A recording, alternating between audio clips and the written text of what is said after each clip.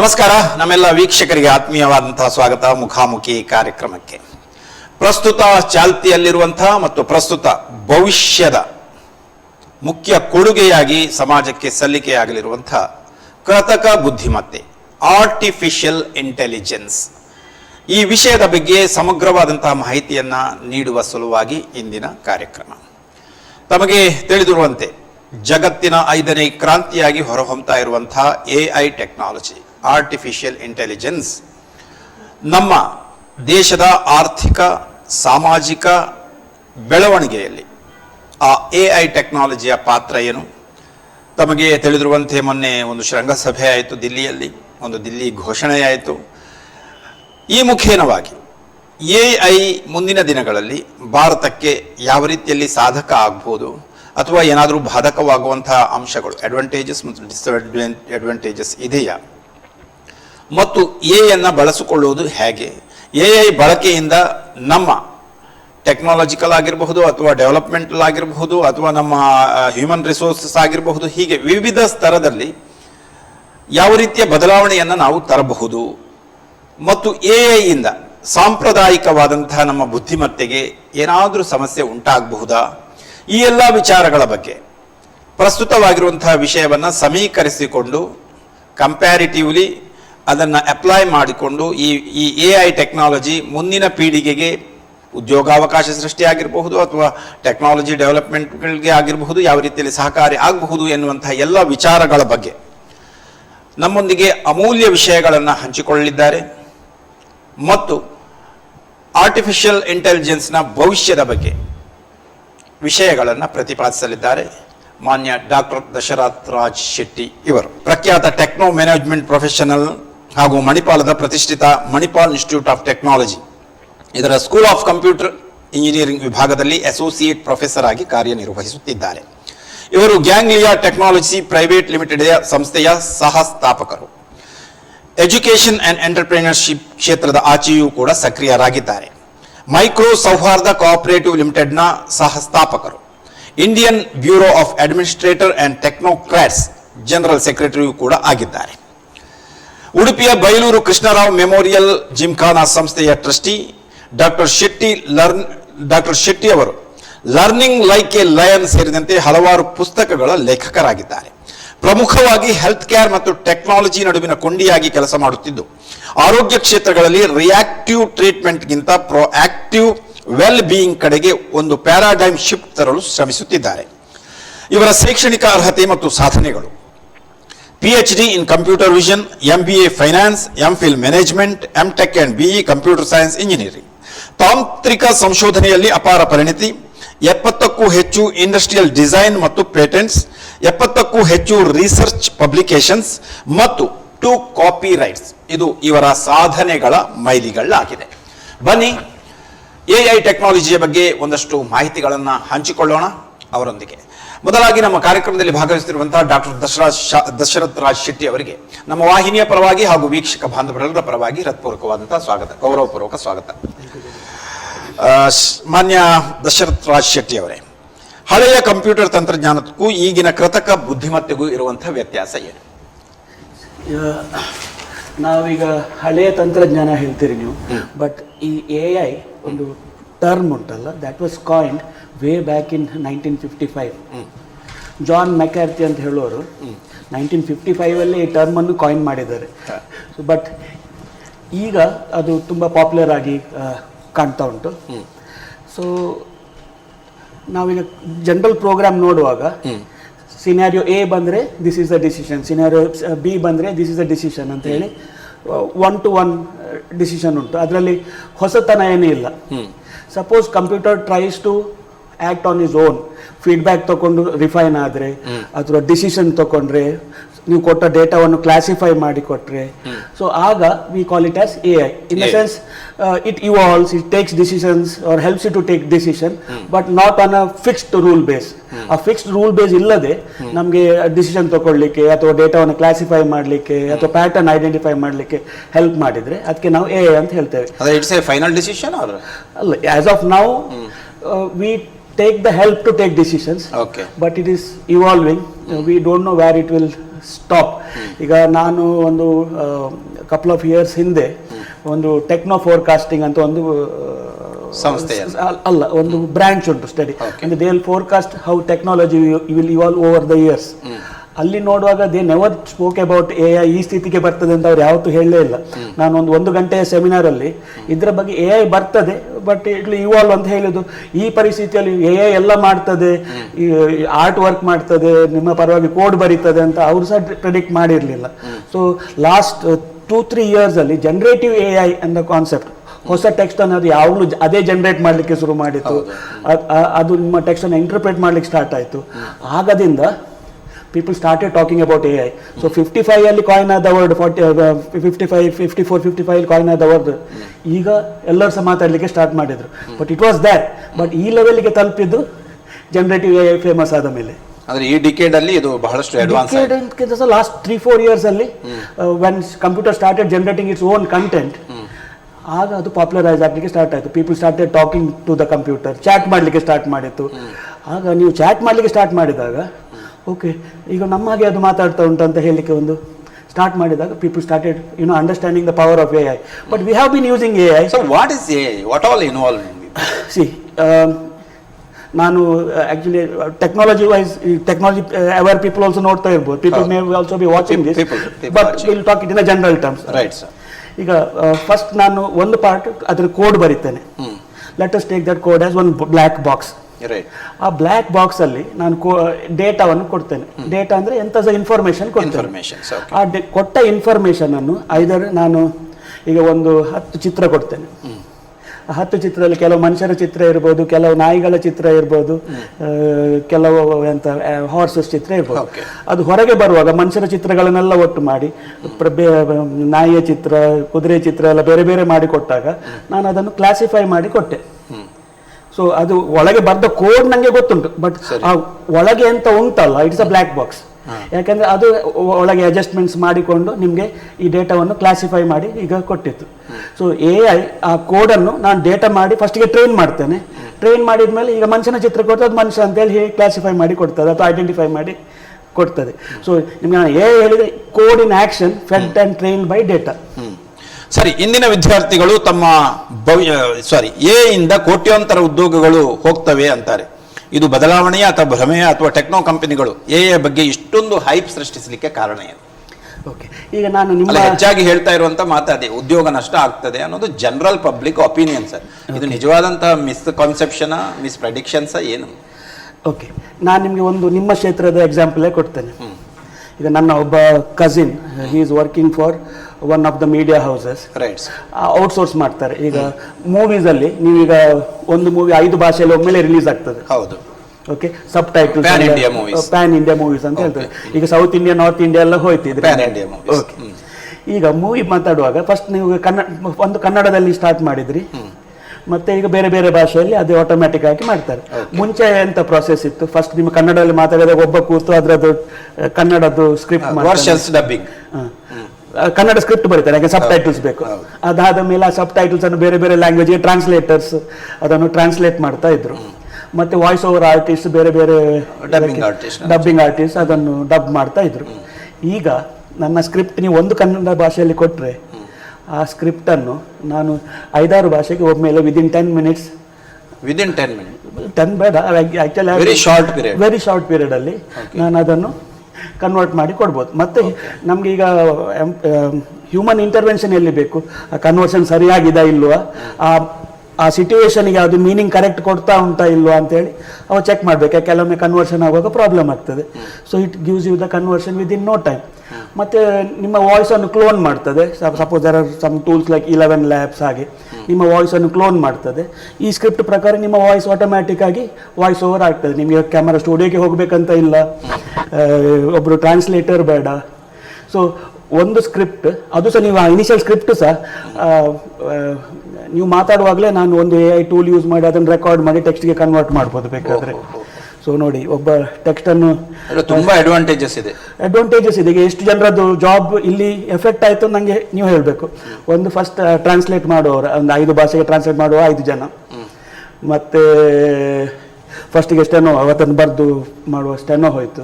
ಮತ್ತು voice over ಆರ್ಟಿಸ್ಟಿಗೆ ಎಷ್ಟು hours of job loss ಆಯಿತು, ಯಾಕೆಂದರೆ ಅವನ ವಾಯ್ಸಿಗೆ ಇನ್ನು ರಾಯಲ್ಟಿ ಕೊಡಬೇಕು ನೀವು, ಅದು ಆಟೋಮ್ಯಾಟಿಕ್ ಆಗಿ ಇನ್ನು ವಾಯ್ಸ್ ಓವರ್ ಮಾಡಿ ಕೊಡ್ತದೆ ನಿಮಗೆ. ಸೊ ಒಂದೇ ಈಗ ನಿಮ್ಮ ವಾಯ್ಸಿಗೆ ವ್ಯಾಲ್ಯೂ ಉಂಟು. ಸೊ ಈಗ ನನ್ನ ವಾಯ್ಸ್ ಅಮಿತಾಬ್ ಬಚ್ಚನ್ ಇದು ವಾಯ್ಸ್ ಅಥವಾ ಯಾರ್ದಾದ್ರು ವಾಯ್ಸನ್ನು ಬೇರೆ ಬೇರೆ ಭಾಷೆಯಲ್ಲಿ ಮಾತಾಡಲಿಕ್ಕೆ ಆಗ್ತದೆ. ಆ್ಯಕ್ಚುಲಿ ಇಲ್ದಿರ ಮುಂಚೆ ಡಬ್ಬಿಂಗ್ ಆರ್ಟಿಸ್ಟ್ ಬೇಕಿತ್ತು ನಮಗೆ, ಅಥವಾ ಮಿಮಿಕ್ರಿ ಬೇರೆ ಆರ್ಟಿಸ್ಟ್ ಇದ್ದಾರೆ, ನಂಗೆ ಗೊತ್ತಿಲ್ಲ. ಸೊ ನಾವು ವಾಟ್ ವೇ ನಿಮ್ಮ ಮೀಡಿಯಾ ಇಂಡಸ್ಟ್ರಿಯಲ್ಲೇ ಇಷ್ಟು ಎಫೆಕ್ಟ್ ಆಗಿದೆ ಈಗ. ಸೊ ಎಷ್ಟು ಜನರದ್ದು ಜಾಬ್ ರಿಪ್ಲೇಸ್ಮೆಂಟ್ ಆಯಿತು ಅಥವಾ ಡಿಸ್ಪ್ಲೇಸ್ಮೆಂಟ್ ಆಯಿತು ಅಥವಾ ವಿ ಡೋಂಟ್ ನೋ. ಸೊ ಹೀಗೆ ಬೇರೆ ಬೇರೆ ಕ್ಷೇತ್ರದಲ್ಲಿ ಹೈಯೆಸ್ಟ್ ಇಂಪ್ಯಾಕ್ಟ್ ಬಂದಿದೆ. So as of now human intervention ಬೇಕು. ಸೊ ನಮ್ಮ ಕೆಲಸ ಕಮ್ಮಿ ಮಾಡ್ತಾ ಉಂಟು as of now. So number of hours of working ಕಮ್ಮಿ ಮಾಡ್ತಾ ಉಂಟು, ಯಾಕಂದರೆ ಸೊ ನಮಗೆ ಹೆಲ್ಪ್ ಮಾಡ್ತಾ ಉಂಟು ಈಗ. ಬಟ್ ದಿನ ಹೋದಾಗೆ ಎಷ್ಟು ಅಡ್ವಾನ್ಸ್ ಆಗ್ತದೆ, ಎಷ್ಟು ಜನರದ್ದು ಜಾಬ್ ಇದರಿಂದಾಗಿ ಹೋಗ್ತದೆ, ಐ ಡೌಟ್. ಹೇಗೆ ಅಂತ ಹೇಳಿ ಅದು ಪ್ರೆಡಿಕ್ಟ್ ಮಾಡಲಿಕ್ಕೆ ತುಂಬ ಕಷ್ಟ ಉಂಟು. ನಾವು as of now we are playing the role of that arranger in orchestra. ಬೇರೆ ಬೇರೆ AI ಟೂಲ್ಸ್ ಉಂಟು, ನಾನು ಅರೇಂಜರ್, ನೀವು ಇದು ಮಾಡಿ ಹೀಗೆ ಮಾಡಿ ಹೀಗೆ ಮಾಡಿ ಅಂತ. ಅಡ್ವಾನ್ಸ್ ಆದಾಗ ಈ ಅರೇಂಜರ್ ಇದು ಜಾಬ್ ಹೋಗ್ತದಾ ಇನ್ನು, V don't no. But question of the perfection and effectiveness. C first model ಬಂದಾಗ ಚಾಟ್ GPT ಇಷ್ಟು ಒಳ್ಳೇದಿರಲಿಲ್ಲ, ಮತ್ತೆ ಇವಾಲ್ವ್ ಆಯಿತು. ಮತ್ತೆ ಹೇಗೆ ಇವಾಲ್ವ್ ಆಯಿತು, they use chat GPT to code chat GPT in the future. So ಈಗ ನೆಕ್ಸ್ಟ್ ವರ್ಷನ್ಸ್ ಬರುವುದು ಅದನ್ನು ಯೂಸ್ ಮಾಡಿ ಅದು ಕೋಡ್ ಮಾಡ್ತಾ ಉಂಟು ಈಗ. ಪ್ರೆಸೆಂಟ್ ಆಗಿ GPT ಉಂಟು, ಜೆಮಿನಿ ಉಂಟು, ಕ್ಲಾಡ್ ಉಂಟು, ಹಾಗೆ ಬೇರೆ ಬೇರೆ ಮಾಡೆಲ್ಸ್ ಉಂಟು, ಸೋನೆಟ್ ಮಾಡೆಲ್ಸ್ ಹಾಗೆ. ಬಟ್ ಈಗ ಅದನ್ನು ಯೂಸ್ ಮಾಡಿ ಅವರಿಗೆ ಫ್ಯೂಚರ್ ಅದನ್ನು ಡೆವಲಪ್ ಮಾಡ್ತಾ ಇದ್ದಾರೆ. ಸೊ ನಾವು the development rate is faster. So ಈಗ ಮುಂಚೆ 1x ಇದ್ರೆ ಈಗ 100x ಹೋಗ್ತಾ ಉಂಟು ಡೆವಲಪ್ಮೆಂಟ್. ಸೊ ಎಲ್ಲಿಗೆ ನಾವು reach ಆಗ್ತೇವೆ, we'll have to wait and watch. I think no one will be able to predict what is going on. But hype created by the techno companies for what? See, ನಾನು ನಿಮಗೊಂದು example ಕೊಡ್ತೇನೆ. Couple of years back ನಮ್ಮ ಅಲಿಬಾಬಾದು ಜಾಕ್ಮಾ ಮತ್ತೆ ಇವರು ಯಾರು ನಮ್ಮ Elon Musk space X ಇದು ಅವರು ಡಿಸ್ಕಷನ್ ಮಾಡ್ತಾ ಇದ್ರು. ಆಗ ಯಾರೋ ಒಂದು ಕ್ವೆಶ್ಚನ್ ಕೇಳಿದ್ರು, ನಿಮ್ಮ ಪ್ರಕಾರ AI ಡೇಂಜರ್ ಹೌದಾ ಇಲ್ವಾ, ಜಾಬ್ ಎಲ್ಲ ಹೋಗ್ತದಾ ಅಂತ. ಆಗ ನಮ್ಮ ಜಾಕ್ಮಾ ಹೇಳಿದ್ರು, ಇಲ್ಲ, human will be human, help ಮಾಡ್ಬೋದು, ಜಾಬ್ ರಿಪ್ಲೇಸ್ಮೆಂಟ್ ಅಷ್ಟು ಆಗ್ಲಿಕ್ಕಿಲ್ಲ ಅಂತ ಹೇಳಿದ್ರು. ಆಗ ನಮ್ಮ ಇಲಾನ್ ಮಸ್ಕ್ ಹೇಳಿದ್ರು, no I don't agree, you don't know the power of AI ಅಂತ ಹೇಳಿದ್ರು. ಆಗ ಜಾಕ್ಮಾ ನಗಾಡಿದ್ರು, Elon Musk was very serious. You could, ಅದು ನಿಮ್ಮ ರೀಲ್ಸ್ ಅಲ್ಲೆಲ್ಲ ಬಂದಿರ್ಬೋದು. People started laughing at Elon Musk. But today Jack Ma is looking in ತಪ್ಪಾಗೆ ಕಾಣ್ತಾ, ಇಲಾನ್ ಮಸ್ಕ್ ಹೇಳಿದ್ದು ಸತ್ಯ ಕಾಣ್ತಾ ಉಂಟು. So we don't no where will it end. But ultimately the return on investment, ನಾನು AI ತರಲಿಕ್ಕೆ ಎಷ್ಟು ಕಾಸ್ಟ್ ಆಗ್ತದೆ, ಅಷ್ಟು ಕಾಸ್ಟ್ ಇದು ನನಗೆ ಸೇವಿಂಗ್ಸ್ ಆಗ್ತದೆ ಅಂತ ಹೇಳಿ ಚೆಕ್ ಮಾಡಬೇಕು. That it's evolving. We don't know how long ಆದರೆ ರಿಟರ್ನ್ ಬರ್ತದೆ, ಹೇಗೆ ಬರ್ತದೆ. Because all of this AI companies are under loss ಈಗ ಸದ್ಯದ ಪರಿಸ್ಥಿತಿಯಲ್ಲಿ, because it is evolving.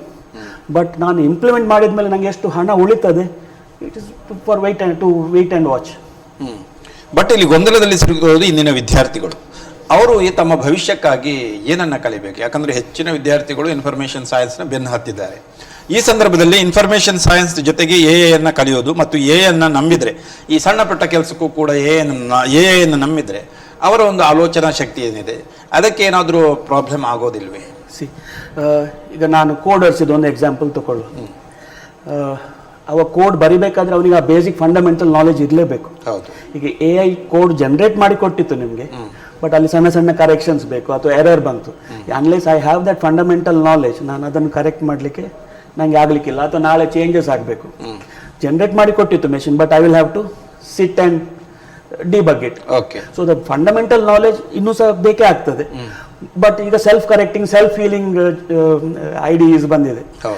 But ಇವನ ಕೆಲಸ ಕಮ್ಮಿ ಆಗ್ತದೆ. ಬಟ್ 5 ಜನ ಇದ್ದಲ್ಲಿ ಒಬ್ಬ ಸಾಕ ಅಥವಾ 10 ಜನ ಇದ್ದಲ್ಲಿ ಒಬ್ಬ ಸಾಕ, will have to wait and watch. As of now present scenario ಹಾಗೆ ಹೇಳ್ತಾ ಇದೆ, 10 ಜನರ ಬದಲಿಗೆ ಒಬ್ಬ ಸಾಕು ಅಂತ ಹೇಳ್ತಾ ಇದ್ದಾರೆ. ನಾನು ನನ್ನ ಸಂಸ್ಥೆಯಲ್ಲಿ ನೋಡುವಾಗ ಪ್ಲೇಸ್ಮೆಂಟ್ ಅಷ್ಟು ಎಫೆಕ್ಟ್ ಆಗ್ಲಿಲ್ಲ ಅಂತ ಹೇಳ್ತಿದ್ದಾರೆ. ನಾನು ಇವತ್ತು ಬೆಳಿಗ್ಗೆ ಇಲ್ಲಿ ಬರುವ ಮುಂಚೆ ನಾನು ನಮ್ಮ ಪ್ಲೇಸ್ಮೆಂಟ್ ಎಲ್ಲಾ ಸ್ಟೂಡೆಂಟ್ಗಳು ಈಗ ಗೊಂದಲದಲ್ಲಿದ್ದಾರೆ. ಗೊಂದಲ ಸರ್, ಈಗ ನಮ್ಮ ಹತ್ರ ಬಂದ್ರೆ ಸರ್ ಕ್ಯಾಂಪಸ್ ಆಗ್ತಾ ಇಲ್ಲ ಅನ್ನೋ as far as my organisation ಕನ್ಸಲ್ಲಿ ಆಗ್ತಾ ಉಂಟು ಈಗ. ಬಟ್ ನಂಗೆ ಸಣ್ಣ ಸಣ್ಣ ವಿದ್ಯಾಸಂಸ್ಥೆಯಲ್ಲಿ ಗೊತ್ತಿಲ್ಲ. ಬಟ್ ಇಲ್ಲಿ ಬೇಸಿಕ್ ರೋಲ್ಸ್ಗೆ ತಗೊಳ್ತಾ ಇದ್ದಾರೆ, ಫಂಡಮೆಂಟಲ್ಸೇ ಟೆಸ್ಟ್ ಮಾಡ್ತಾ ಇದ್ದಾರೆ, ಪ್ಲೇಸ್ಮೆಂಟ್ ಆಗ್ತಾ ಉಂಟು. But I still doubt what is the future, what lays ahead, no one can tell, because it's bit scary. Institution ಕೂಡ ಒಂದಷ್ಟು ಚೇಂಜ್ ಆಗ್ಬೇಕಲ್ಲ, ಅಪ್ಡೇಟ್ ಆಗ್ಬೇಕಲ್ಲ. ಹೌದು, ಮತ್ತು ಹೊಸ ಹೊಸ ಈ ಅವಕಾಶ ಅಪಾರ್ಚುನಿಟಿನ ಕ್ರಿಯೇಟ್ So that's ಮಾಡಬೇಕಲ್ಲ. the advantage of having deemed universities. So they have been given that. What are the options sir? Because so people have, syllabus is changing like anything. ಈಗ ನಾನು ಕಲ್ತ BTech ಅಲ್ಲಿ ಇದ್ದ ಸಬ್ಜೆಕ್ಟ್ಸ್ ಇದು ಕೆಲವು fundamental subjects ಬಿಟ್ರೆ ಬೇರೆ ಎಲ್ಲ ಚೇಂಜ್ ಆಗಿದೆ. ಈಗ what I am teaching today, entire change. it's entirely changed. Only fundamental subjects bitre, what I am teaching today, what my students are studying today is entirely different from what we used to study. Programming languages change agide, paradigms have evolved, software testing principles have changed, operating systems ಹೊಸತು ಬಂದಿದೆ, additions ಆಗಿದೆ. So computer science is one field which has, is constantly evolving. So ನಮ್ಮ syllabus ಅದ್ರ ಪ್ರಕಾರ revision ಆಗ್ತಾ ಹೋಗಬೇಕು. So if you look at MIT, they have brought in something called as micro credits ಅಂತ ತಂದಿದ್ದಾರೆ. ಎಕ್ಸ್ಟ್ರಾ ಸಬ್ಜೆಕ್ಟ್ ಸ್ಟೂಡೆಂಟ್ಸ್ ಕಲಿಬಹುದು relevant subject ಇದ್ರೆ, because before they want to get ready for the future world. ಎಲ್ಲ apart from their subjects they can study some extra subjects. They are offering some extra subjects as well, so that they R campus ready. ಅಥವಾ ಹೊರಗೆ ಹೋಗುವಾಗ ಆ shock ಅನ್ನು absorb ಮಾಡ್ಲಿಕ್ಕೆ ಆಗ್ಬೇಕು ಅವರಿಗೆ. So educational institutions have have to come out with extra courses where students have the choice of opting for those extra things. And of course the students also have to be educated, or else how will they know that I have to take this subject or not? Okay. So they should be AI ready or AI compliant. That's what I can call. But technology sector ನಲ್ಲಿ additional effort ಹಾಕಲೇಬೇಕು. And AI computer ಸೈನ್ಸ್ಗೆ ಮಾತ್ರ ಅಂತಲ್ಲ, it is touching every branch of engineering today. Mechanical ಅಲ್ಲಿ ಸಹ ಆಗಲಿ, civil ಆಗಲಿ, everyone. So it's touching everyone. So everyone have to evolve. Even chemical engineering, everything. ನಾನು ಮುಂಚೆ ಕೂತ್ಕೊಂಡು ಲ್ಯಾಬಲ್ಲಿ ಸಿಂಥಸೈಸ್ ಮಾಡೋದನ್ನು ಈಗ I use AI to do that. ಕೆಲವು simulations I can just use simulation tools use ಮಾಡ್ಬೋದು. ನಾನು ಲ್ಯಾಬಿಗೆ ಹೋಗ್ಬೇಕಂತ ಇಲ್ಲ, ಮತ್ತೆ ಲ್ಯಾಬಲ್ಲಿ ವೆರಿಫೈ ಮಾಡ್ಬೋದು. ಸೊ ನಾನು ಲ್ಯಾಬಲ್ಲಿ ಮುಂಚೆ ಫಸ್ಟ್ ಲ್ಯಾಬಲ್ಲಿ ಮಾಡಿ ಮತ್ತೆ ನಾನು ಮಾಡೋದನ್ನು ಫಸ್ಟ್ ಇಲ್ಲಿ ಸಿಮ್ಯುಲೇಟ್ ಮಾಡಿ ಮತ್ತೆ ಲ್ಯಾಬಿಗೆ ಹೋಗಿ ಟೆಸ್ಟ್ ಮಾಡ್ಬೋದು. ಸೊ ನಾನು ಅಷ್ಟು ಮ್ಯಾನ್ ಅವರ್ಸ್ ಉಳಿತು, ಅಷ್ಟು ಕೆಮಿಕಲ್ಸ್ ಉಳಿತು, ಅಥವಾ ಅಷ್ಟು so things are it's work like A human computer. Now as of now it is helping human beings to do better, but in future we don't know how it will evolve. ಈಗ autonomous ಆಗಿ ಅದೇ ಮಾಡ್ತಾ ಹೋದ್ರೆ ಯಾವ ಲೆವೆಲ್ಗೆ ನಾವು I human orchestra arrange ಮಾಡಿದಾಗೆ. But ಈಗ ನನ್ನವ್ರ ಒಂದೊಂದ್ಸ ಅದೇ ತಗೊಂಡ್ರೆ what will human beings do? Robot orchestra. So we don't know how will it evolve. It's scary, but time only has to tell. Okay, some ಕೆಲವು ಎಕ್ಸ್ಪರ್ಟ್ಸ್ ಹೇಳ್ತಾರೆ ಇದು ಇಲ್ಲಿ ಉದ್ಯೋಗ ನಷ್ಟ ಆಗೋದಿಲ್ಲ, ಉದ್ಯೋಗದ ರೂಪಾಂತರ ಆಗ್ತದೆ ಅನ್ನುವಂಥ ನಿಟ್ಟಿನಲ್ಲಿ ಅವರು ಹೇಳ್ತಾರೆ. ಇದು ಯಾವ ಯಾವ ವಲಯವನ್ನು ಟಚ್ ಮಾಡ್ತದೆ ಮತ್ತು ಯಾವ ಯಾವ ವಲಯಕ್ಕೆ ಹೆಚ್ಚು ಬಾಧಕವಾಗ್ತದೆ? ಓಕೆ, ಉದ್ಯೋಗ ನಷ್ಟ ಆಗೋದಿಲ್ಲ ಹೇಳಲಿಕ್ಕೆ ಸಾಧ್ಯವೇ ಇಲ್ಲ. ಮೇಲ್ನೋಟಕ್ಕೆ ಎಷ್ಟು ನಿರಾಕರಿಸಿದ್ರು ಕೂಡ ಉದ್ಯೋಗ ನಷ್ಟ ಆಗುವ ಸಾಧ್ಯತೆ ಇಲ್ಲ. Top big 5 companies have reduce hiring. ಇತ್ತೀಚೆಗೆ ಒಂದು ದೊಡ್ಡ ಕಂಪನಿ 12,000 ಜನರನ್ನು ಹೇಳಿದ್ರು, ಅವರು ರೀಸ್ಟ್ರಕ್ಚರಿಂಗ್ ಅಂತ ಹೇಳಿ ತೆಗೆದ್ರು. But internal the news it's because of AI or those people were not AI ready. We don't know. But ಉದ್ಯೋಗ ನಷ್ಟ ಆಗುದಿಲ್ಲ ಹೇಳಿದ್ರೆ ನಾನು ಗೊತ್ತಿಲ್ಲದೆ ಒಂದು ಸ್ಟೇಟ್ಮೆಂಟ್ ಮಾಡಿದಾಗ ಆಗ್ತದೆ ಅಂತ ಹೇಳಲಿಕ್ಕೆ ಪ್ರೂಫ್ ಉಂಟು. So let us give a balanced view. ಅಂದ್ರೆ it is having an impact on the job market. That's some professional ಅಸ್ತಿತ್ವವೇ ಕೊಳೆಗೊಳ್ಳುತ್ತದೆ. ಅದು ಸಹ ಚಾನ್ಸಸ್ ಉಂಟು. ಅಂದ್ರೆ maximum some jobs might go away. So ನಾನೀಗ ಅದು ಇದು ಹೇಳಿದ್ರೆ ಅನ್ನೆಸೆಸರಿ ಭಯ ಹುಟ್ಟಿಸಾಗೆ ಆಗ್ತದೆ. But it is impacting every profession. But the professions where human touch is essential. ಈಗ ನಾನು ಸಿಂಥೆಟಿಕ್ ಮ್ಯೂಸಿಕ್ ಜನರೇಟ್ ಮಾಡ್ಬೋದು ಮೂವಿಗೆ, ಬಟ್ ನಾನು ಲೈವ್ ಕನ್ಸರ್ಟಿಗೆ ಹೋಗುವಾಗ people would still prefer not a computer played music ಅಲ್ಲ, the artist they want to see artist perform and that human ಆರ feel ಮಾಡ್ಲಿಕ್ಕೆ emotional ಇದು ಬರ್ತದೆ. ಈಗ ಟೀಚಿಂಗ್ 10th ಎಕ್ಸೈಟ್ಮೆಂಟ್ ಬರೋದೇ ಅಲ್ಲಿ. ನೀವು ಕ್ರಿಕೆಟ್ ಅಲ್ಲಿ ಖಾಲಿ ಕ್ರಿಕೆಟ್ ಆಡಿದ್ರೆ ಎಕ್ಸೈಟ್ಮೆಂಟ್ ಇಲ್ಲ, ಕಮೆಂಟ್ರಿ, ವಿಸಿಲ್ಸ್, ಚಪ್ಪಾಳಿ ಮಾತ್ರ ಎಕ್ಸೈಟ್ಮೆಂಟ್ ಉಂಟು. ಈಗ ಸ್ಕೂಲಲ್ಲಿ LKG ಇಂದ 12th ಅಲ್ಲಿ ಟೀಚರ್ಸ್ ಇಲ್ಲದೆ ನಾವು ಕೊರೋನಾ ಟೈಮಲ್ಲಿ ನೋಡ್ತೀವಿ, ಇನ್ನು ಆನ್ಲೈನ್ ಎಜುಕೇಶನ್ ಬರ್ತದೆ ಅಂತ ಹೇಳಿದ್ರೆ. But people still wanted that offline education. YouTube ಅಲ್ಲಿ ಕಲಿಲಿಕ್ಕೆ ಎಷ್ಟು ಹೇಳಿದ್ರು ಸಹ ಅಷ್ಟು ಹ್ಯೂಮನ್ ಕನೆಕ್ಟ್ ಇಲ್ಲದಿದ್ರೆ ಆಗೋದಿಲ್ಲ. ಈಗ ಟೆಲಿಮೆಡಿಸಿನ್ ಹೇಳಿದ್ರು, ಚೈನಾದಲ್ಲಿ ಹೋದ್ರೆ ಮೆಡಿಕಲ್ ರಿಪೋರ್ಟ್ ಎಲ್ಲ ಕೊಡ್ಬೋದು. ಬಟ್ ಅಲ್ಟಿಮೇಟ್ಲಿ ನಮ್ಗೆ ಆ ಹ್ಯೂಮನ್ ಟಚ್ ಆಗಲಿ ಅಥವಾ ಡಾಕ್ಟರ್ ಹತ್ರ ಹೋಗಿ ನಾವು ಕನ್ಸಲ್ಟ್ ಹೀಲಿಂಗಿಗೆಲ್ಲ ಆ ಹ್ಯೂಮನ್ ಎಲಿಮೆಂಟ್ ಎಲ್ಲಿ ಬರ್ತದೆ ಅಲ್ಲಿ ಎಲ್ಲ ಜಾಬ್ ಇನ್ನೂ ಸಹ ಉಳಿತದೆ, ಬಟ್ ಅವರ ಕೆಲಸ ಕಮ್ಮಿ ಆಗ್ತದೆ, ಸ್ಟ್ರೆಸ್ ಕಮ್ಮಿ ಆಗ್ತದೆ, ಜನರಿಗೆ ಸುಮಾರು ಟೈಮ್ ಕೊಡ್ಲಿಕ್ಕೆ ಆಗ್ತದೆ. ಇವನ್ ಡಾಕ್ಟರ್ಸಿಗೆ ಸಹ ಬೇರೆ ಬೇರೆ ಟೂಲ್ಸ್ ಬರ್ತದೆ. So they can spend more time talking to the patients rather than working on the nitty-gritties of documentation or understanding the problem. But accurate ಯಾವ ಲೆವೆಲಲ್ಲಿ? ಈಗ ಮೆಡಿಕಲ್ ಸೆಕ್ಟರಲ್ಲಿ ಬಂದಾಗ ರೋಬೋಟಿಕ್ ಸರ್ಜರಿ ಸ್ಟಾರ್ಟ್ ಆಗಿದೆ ಈಗಾಗಲೇ, ಇವನ್ ಮಣಿಪಾಲದಲ್ಲೂ ಕೂಡ ಪ್ರಾರಂಭ ಆಗಿದೆ. ಬಟ್ ಅಕ್ಯುರೇಟ್ ಲೆವೆಲ್ ಅನ್ನ ಯಾವ ರೀತಿಯಲ್ಲಿ ಇವ್ಯಾಲ್ಯೂಯೇಟ್ ಮಾಡಬಹುದು, ಅಸೆಸ್ಮೆಂಟ್ ಮಾಡಬಹುದು? Okay, see, I may not be an expert to tell the accuracy level, but still, from whatever I have read and understood, there are certain surgeries where robots are more accurate. That's what they are saying, because ultimately surgeries ಎಲ್ಲ skill based ಅಲ್ಲ, ನಮ್ಮ hand ಎಷ್ಟು shake ಆಗ್ತದೆ ಹಾಗೆ. So shaking ಅದು ಇದೆಲ್ಲ ನೋಡುವಾಗ robots are more stabler. But ultimately doctors are monitoring there. It's not that only the robot is doing. Now, even in future also patients may not be happy to leave the robot on its own. So they would always want a doctor or a human to monitor that. But the skill sets ಉಂಟಲ್ಲ, ಈಗ ನಾನು ಒಳ್ಳೆ stability hand ಬೇಕು, ಇನ್ನು ಯಾವ ಒಳ್ಳೆ doctors surgery ಮಾಡ್ಲಿಕ್ಕೆ ಆಗ್ಬೋದು ರೋಬೋಟ್ ಯೂಸ್ ಮಾಡಿ. Earlier it was more of a skill ಅಲ್ಲ, ಮೆಡಿಕಲ್ ನಾಲೆಜ್ ಬೇಕು ಸರಿ, ಅದ್ರೊಟ್ಟಿಗೆ ಸರ್ಜರಿ ಮಾಡುವ ಸ್ಕಿಲ್ ಉಂಟಲ್ಲ, ಇಟ್ ವಾಸ್ ಸ್ಕಿಲ್ ಬೇಸ್ಡ್ ಅಲ್ಲ. ಸೊ ಒಳ್ಳೆ ಸರ್ಜನ್ ಅಂತ ಹೇಳಿದ್ರೆ ಅವ್ನು ಮೆಡಿಕಲ್ ಸ್ಟ್ರಾಂಗ್ ಉಂಟಂತಲ್ಲ, ಈ ವಾಸ್ ವೆರಿ ಗುಡ್ ಸರ್ಜನ್ ಅಂದ್ರೆ ಹಿ ಕುಡ್ ಅಪ್. ಬಟ್ ಈಗ ರೋಬೋಟ್ ಬಂದು ಆ ಪ್ರಿಸಿಷನ್ ಹೈ ಆಗುವ ಚಾನ್ಸ್ ಉಂಟು. But I think doctors will be the better person to comment on that. But from accuracy level, since doctors are monitoring and stability, adidella noduvaga robots may help or maybe better. Still there is some gap. There is, it's evolving, and because some old doctors maybe they passed away from 80 or 90s batches. ಅಂದ್ರೆ ಅವರಿಗೆ ಅಷ್ಟೊಂದು knowledge ಈ computers ಅಥವಾ ಈ ಎಐಗಳಲ್ಲಿ knowledge ಇಲ್ಲ. But how they will updated like a regular CME is already started or not? ಅಲ್ಲ, ಅದು ಯಾವಾಗದಿಂದ ಸ್ಟಾರ್ಟ್ ಆಗಿದೆ. Doctors I think they have mandatory continuing medical education, ಅಷ್ಟು ಕ್ರೆಡಿಟ್ಸ್ ಇಷ್ಟು ಮಾಡಲೇಬೇಕಂತ ಹೇಳಿ. ಐ ಥಿಂಕ್ ಎಸ್ಪೆಷಲಿ ನಾನು ನನ್ನ ನೆಕ್ಸ್ಟ್ ರೋಡಲ್ಲಿರುವ ಕಾಲೇಜನ್ನು ನೋಡುವಾಗ, KMCಯಲ್ಲಿ ನೋಡುವಾಗ, ಐ ಥಿಂಕ್ ಡಾಕ್ಟರ್ಸ್ ಅವ್ರು ಮಾಡಿದಷ್ಟು they know more computers than us sometimes, because they keep themselves updating. ಯಾಕಂದ್ರೆ ಅಂದ್ರೆ ಚೀನಾದಲ್ಲಿ ಈ AI ಕ್ರಾಂತಿಯಿಂದಾಗಿ ಒಂದು hospital fully 45 physician AI technology robots ಅದೇ ರೀತಿಯಲ್ಲಿ ಹಾಸ್ಪಿಟಲ್ ರನ್ ಮಾಡ್ತಾ ಇದ್ದಾರೆ ಅನ್ನುವಂಥ ಮಾತು ಕೂಡ ಇದೆ. ಹೌದು, ಅಲ್ಲಿ ಅವರು ಹೇಳ್ತಾರೆ ಈಗ ಮಾಲ್ ಅಲ್ಲಿ ಎಲ್ಲ ಖಾಲಿ ಕೈ ಹಾಕಿದ್ರೆ ಬೇರೆ ಬೇರೆ ಪ್ಯಾರಾಮೀಟರ್ಸ್ ಬರ್ತದೆ. ಮತ್ತೆ ಈ ಮುಂಚೆ ಸಹ ನಮ್ಮ ಇನಿಷಿಯಲ್ ನರ್ಸ್ನವರು ಕೆಲವೆಲ್ಲ ರೀಡಿಂಗ್ಸ್ ತೆಗಿತಿದ್ರಲ್ಲ, ಸಿಂಪಲ್ ರೀಡಿಂಗ್ಸ್, ಅದು ನರ್ಸ್ನವರ ಕೆಲಸ ಕಮ್ಮಿ ಆಗ್ತದೆ, ಈ ಮಷಿನ್ ಮಾಡಿ ಕೊಡ್ತದೆ. ಡಾಕ್ಟರ್ಸ್ ಅದನ್ನು ವೆರಿಫೈ ಮಾಡ್ತಾರೆ, ಇಬ್ರು ಸಹ ವೆರಿಫೈ ಮಾಡ್ತಾರೆ. ಸೊ ಅದು ನಿಮ್ಮ ವೇಟಿಂಗ್ ಪೀರಿಯಡ್ ಅನ್ನು ಕಮ್ಮಿ ಮಾಡ್ಬೋದು. But will it replace nurses? I doubt. Will it replace doctors? I doubt. But ಆ ವೇಟಿಂಗ್ ಪೀರಿಯಡ್ ಅನ್ನು ಕಮ್ಮಿ ಮಾಡಲಿಕ್ಕೆ ಅದು ಹೆಲ್ಪ್ ಮಾಡ್ಬೋದು. ಬಟ್ ನರ್ಸಸ್ ಮತ್ತು ಪ್ಲಂಬರ್ಸ್ ಅನ್ನು ಇದು ಯಾಕೆ ಟಚ್ ಮಾಡೋದಿಲ್ಲ sir? Once again cost benefit analysis ಮಾಡಬೇಕು. ನಾನು ಪ್ಲಂಬಿಂಗಿಗೆ ಒಂದು ರೋಬೋಟ್ ತರಲಿಕ್ಕೆ ಎಷ್ಟು ಕಾಸ್ಟ್ ಉಂಟು, ಅದಕ್ಕಿಂತ plumber will be A cheaper ಇದಲ್ಲ. ಫಸ್ಟ್ ನಾನು ಒಂದು ಗ್ರಾಫ್ ಡ್ರಾ ಮಾಡೋದಾದ್ರೆ ಅದರಲ್ಲಿ what is the complexity of the task ಒಂದು ಸೈಡಲ್ಲಿ ಇಟ್ಟರೆ, ಇನ್ನೊಂದು ಸೈಡಲ್ಲಿ ಎಷ್ಟು ಸಾರಿ ರಿಪಿಟೇಷನ್ ಆಗ್ತದೆ ಅಂತೇಳಿ.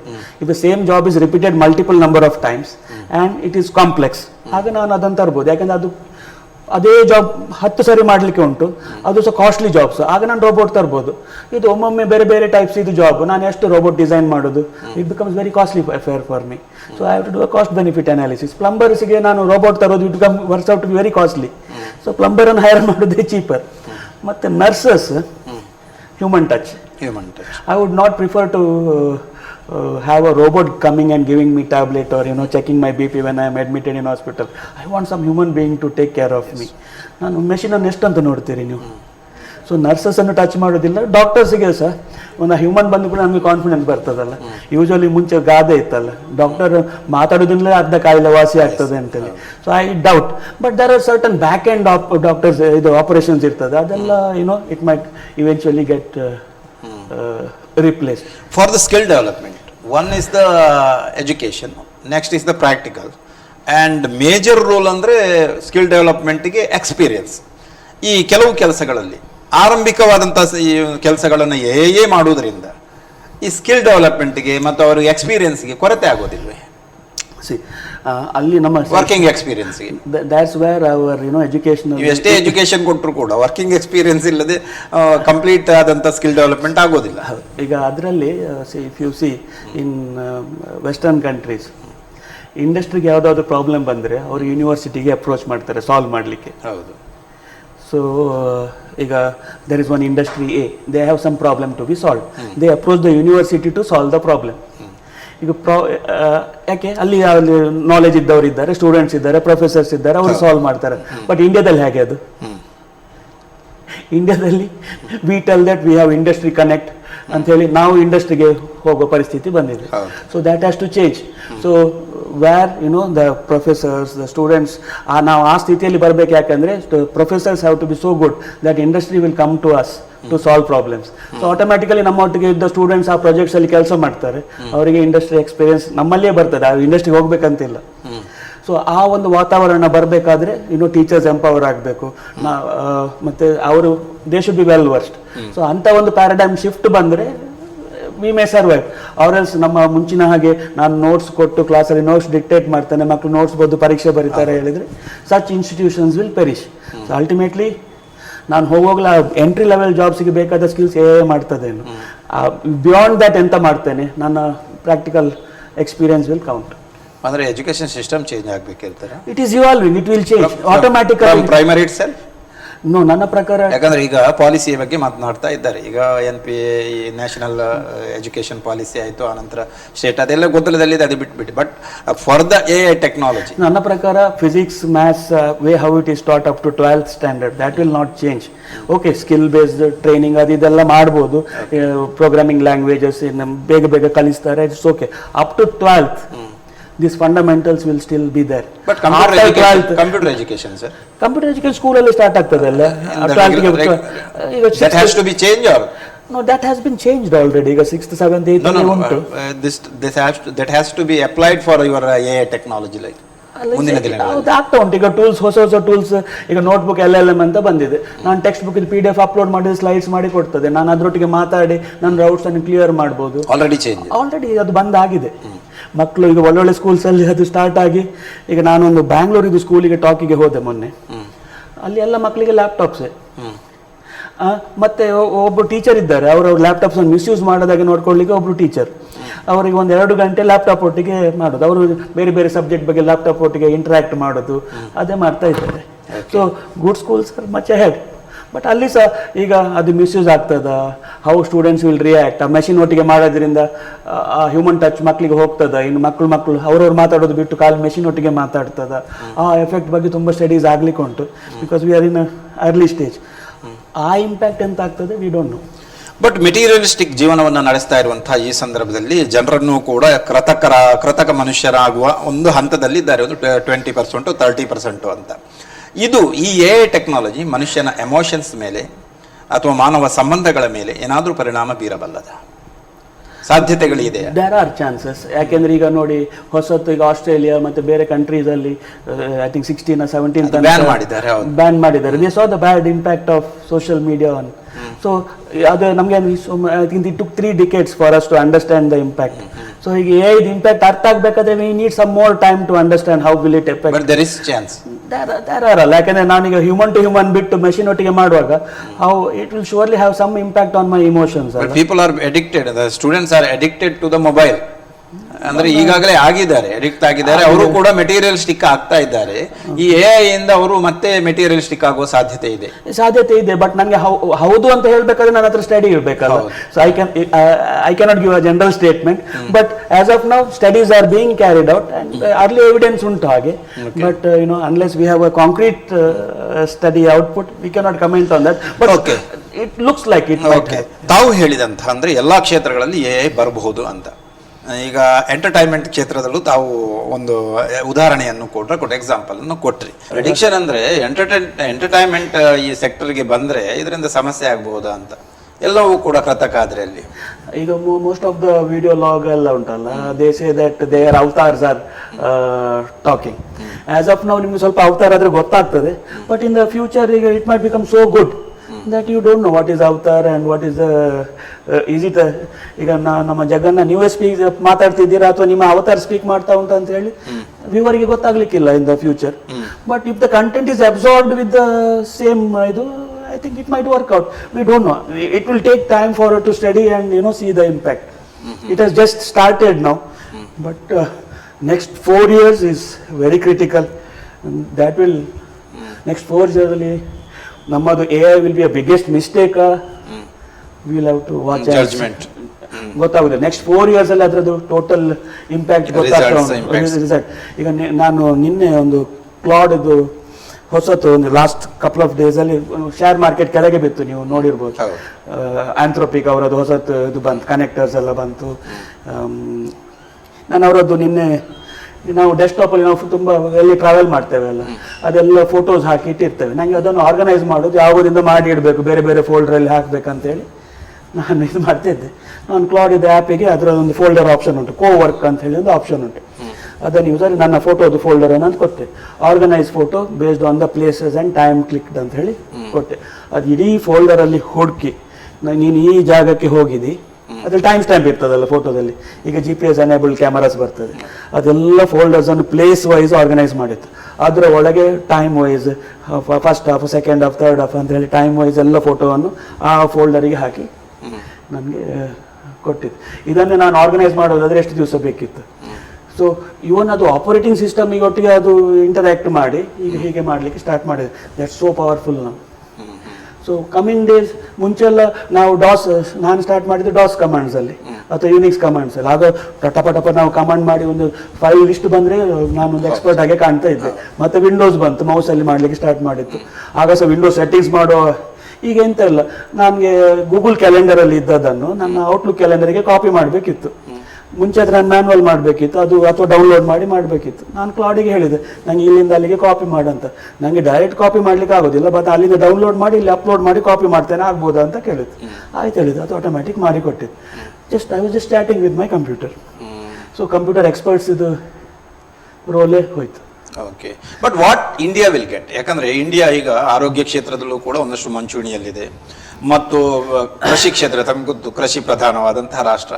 ಈ ಕೃಷಿಗೆ ಮತ್ತು ಆರೋಗ್ಯ ಕ್ಷೇತ್ರಕ್ಕೆ, ಎಜುಕೇಷನ್ಗೆ ಇದನ್ನು ಯಾವ ರೀತಿಯಲ್ಲಿ ಶಿಫ್ಟ್ ಮಾಡಬಹುದು, ಯಾವ ರೀತಿಯಲ್ಲಿ ಅಪ್ಲೈ ಮಾಡಬಹುದು, ಮತ್ತು ಅಪ್ಲೈ ಮಾಡುವುದರಿಂದ ಆಗುವಂತ ಒಂದು ಲಾಭಗಳಿವೆ. ನಾನು ಒಂದು ಸೀನಿಯರ್ ಆಫೀಸರ್ ಒಂದು ಮಲ್ಟಿನ್ಯಾಷನಲ್ ಕಂಪನಿ, ಅವ್ರ ಹತ್ರ ಇದೇ ಪ್ರಶ್ನೆ ನಾನು ಕೇಳಿದೆ. ಯಾಕಂದ್ರೆ I was also equally confuse like you. ಇದು ಕೃಷಿ ಪ್ರಧಾನ ರಾಷ್ಟ್ರ. ಹೌದು. ಅವ್ರು ಹೇಳಿದ್ರು, ದಶರಥ್ ನೀನೀಗ ಕೃಷಿ ಪ್ರಧಾನ ರಾಷ್ಟ್ರ ಅಂತ ಹೇಳ್ತೀಯಲ್ಲ, ನೀನು ನಮ್ಮ ಇಂಡಿಯನ್ ಅಗ್ರಿಕಲ್ಚರ್ ಮತ್ತು US ಲ್ಯಾಬ್ ಅಗ್ರಿಕಲ್ಚರ್ ಅದು ಕಂಪ್ಯಾರಿಸನ್ ನೋಡಿದೆ ಕೇಳಿದೆ. ಇಲ್ಲ, ಎಂತ ಆಯ್ತು, ಇಲ್ಲಿ ಎಲ್ಲ ಸಣ್ಣ ಇಳುವಳಿದಾರರು ಹೇಳ್ತಾರಲ್ಲ, ಸ್ಮಾಲ್ ಹೋಲ್ಡಿಂಗ್, ಅಲ್ಲಿ ಎಲ್ಲ ಎಕರೆಗಟ್ಟಲೆ ಲ್ಯಾಂಡ್ ಅಲ್ಲಿ ಮೆಕನೈಸ್ ಮಾಡಿ, ಹರಿಯಾಣ ಪಂಜಾಬ್ ಅಲ್ಲಿ ಆ ರೀತಿ ಇದೆ. ಅವ್ರು ಇಡೀ ಹರಿಯಾಣದಷ್ಟು ಒಬ್ಬೊಬ್ಬರ ಹತ್ರ ಓನರ್ಸ್ ಇದ್ದಾರಂತೆ. ಹಾಗೆ ಇಡೀ ಮೆಕನೈಸ್ ಮಾಡಿ ಯಾವಾಗಲೂ ಆಯ್ತು. ನೀನೀಗ ಈಗ ಮಾತಾಡೋದು ಅದು AI ಬೇಕಂತಿಲ್ಲ, ಮೆಕನೈಸೇಷನ್ ಆಫ್ ಫಾರ್ಮಿಂಗ್ ಅದು ಯಾವಾಗಲೂ ಆಗಿದೆ. ಇನ್ನು ಇಂಡಿಯಾಕ್ಕೆ ಇನ್ನೂ ಬರಬೇಕದು. Maybe we have to mechanise first and then think about rest of the things. ನಾವು ಇನ್ನೂ ಸಹ ತುಂಬಾ ಹಿಂದೆ ಇದ್ದೇವೆ. ನಮ್ಗೆ ಇನ್ನೊಂದು 10 ವರ್ಷ ಮೆಕನೈಸ್ ಮಾಡಲಿಕ್ಕೆ ಬೇಕು, ಅಥವಾ ಕನ್ಸಾಲಿಡೇಷನ್, ಆ ಲ್ಯಾಂಡ್ ಕನ್ಸಾಲಿಡೇಟ್ ಮಾಡಿ ಮತ್ತೆ ಮೆಕನೈಸ್ ಆಗಲಿಕ್ಕೆ ಬೇಕು. ಸೊ ಮೆಕನೈಸ್ ಆದ್ಮೇಲೆ ನಾವು AI ಬಗ್ಗೆ ಮಾತಾಡುವ. ಈಗ ಸಹ ಸ್ಯಾಟಲೈಟ್ ಫೋಟೋಗ್ರಫಿ ತೆಗೆದು ನಮ್ಮ ಇನ್ಶೂರೆನ್ಸ್ ಕ್ಲೇಮ್ ಎಲ್ಲ ಈಗ ಮಾಡ್ಲಿಕ್ಕೆ ಸ್ಟಾರ್ಟ್ ಮಾಡಿದ್ದಾರೆ ಗವರ್ಮೆಂಟ್. ಈಗ ಕೊಳೆ ರೋಗ ಬಂದ್ರೆ ಸ್ಯಾಟಲೈಟ್ ಪಿಕ್ಚರ್ ತೆಗೆದು ಅದರ ಪ್ರಕಾರ ಇನ್ಶೂರೆನ್ಸ್ ಕೊಡ್ತಾರಲ್ಲ. ಅಂದ್ರೆ ಹವಾಮಾನ, ಪ್ರಾಕೃತಿಕ ಬದಲಾವಣೆ ಅದೆಲ್ಲ ಸ್ಟಡಿ ಬಹಳಷ್ಟು ಉತ್ತಮ ಕೊಡುಗೆ ಆಗ್ತಾ ಉಂಟು. ಅದರಲ್ಲೆಲ್ಲ ಪ್ರಾಬ್ಲಮ್, ಡಿಸಾಸ್ಟರ್ ಮ್ಯಾನೇಜ್ಮೆಂಟ್ಗೆಲ್ಲ ಹೆಲ್ಪ್ ಮಾಡ್ತಾ ಉಂಟು. So agriculture is that part of it. ಈಗ ಫ್ಯೂಚರ್, ಹಾಗಾದ್ರೆ ನಮ್ಮ ಈಗ ಫ್ಯೂಚರ್ ಜಾಬ್ಸ್ ಎಂತ ಅಂತ ಕೇಳಿದೆ. ಸೊ ನನ್ನ ಪ್ರಕಾರ ಲಾಯರ್ಸ್, ಯಾಕಂದ್ರೆ ಲಿಟಿಗೇಷನ್ಸ್ ವಿಲ್ ನೆವರ್ ಎಂಡ್. ಲಾಯರ್ಸಿಗೆ ಸಹ ತುಂಬ ಜೂನಿಯರ್ಸ್ ಕಮ್ಮಿ ಬೇಕಾಗ್ಬೋದು, but because it will help them to they are having bright future. ಹೌದು, lawyers, doctors, nurses, farmers, all time having bright future. So ಇದು ಲ್ಯಾಂಡ್ ಓನರ್ಸ್ ಇದ್ದಾರಲ್ಲ ಅವರು, ಮತ್ತೆ ನಮ್ಮ ನರ್ಸಸ್, ಡಾಕ್ಟರ್ಸ್, ಲಾಯರ್ಸ್ ಆಗಲಿ, ಮತ್ತೆ ಬೇರೆ ಸರ್ವಿಸ್ ಸೆಕ್ಟರ್ಸ್ ಅಲ್ಲಿ ಪ್ಲಂಬರ್ಸ್, ಮಿನಿಯಲ್ ಜಾಬ್ಸ್ ಅಂಥದ್ದೆಲ್ಲ. ಮಿನಿಯಲ್ ಅಂದ್ರೆ ಸ್ಮಾಲ್ ಜಾಬ್ಸ್ ಅಂತ ಹೇಳೋದು, ನಾನು not a bad job, but ಅಂಥ ಜಾಬ್ಸ್ನವರಿಗೆ ಡಿಮಾಂಡ್ ಪರ್ಮನೆಂಟ್ ಆಗಿ ಇರ್ತದೆ. ಬಟ್ ಇನ್ನು ಫ್ಯಾಕ್ಟ್ರೀಸ್ ಎಲ್ಲ ಜಸ್ಟ್ ಆನ್ ಮಾಡಿ ಲೈಟ್ಸ್ ಆನ್ ಮಾಡ್ಬೇಕೆಂದಿಲ್ಲ, ಅದೇ ರನ್ ಆಗ್ತಾ ಇರ್ತದೆ. ಕೆಲವು ಚೈನಾದಲ್ಲಿ ಇದ್ದಾರೆ certain factories which are run 24 hours. ಅದು ಬ್ರೇಕ್ ಡೌನ್ ಆದ ಪ್ರಾಬಬಿಲಿಟಿ ಇದ್ರೆ ಹೇಳ್ತದೆ, ಇದು ಪಾರ್ಟ್ ನೆಕ್ಸ್ಟ್ ಇಷ್ಟು ಅವರ್ಸ್ ಅಲ್ಲಿ ಬ್ರೇಕ್ ಡೌನ್ ಆಗ್ಬೋದು, ಇದನ್ನು ರಿಪ್ಲೇಸ್ ಮಾಡೋದು. ಅವಾಗ ಅಲ್ಲಿ ಹೋಗಿ ರಿಪ್ಲೇಸ್ ಮಾಡಿ ಬರ್ತಾನೆ, ಮತ್ತೆ ಫ್ಯಾಕ್ಟ್ರಿ ವರ್ಕ್ ಆಗ್ತಾ ಇರ್ತದೆ. ಸೊ ಅಂಥ ಸಿಚುವೇಶನ್ಸ್ ಉಂಟು. So may be these will be the jobs which will be untouched, or rather will still be in demand.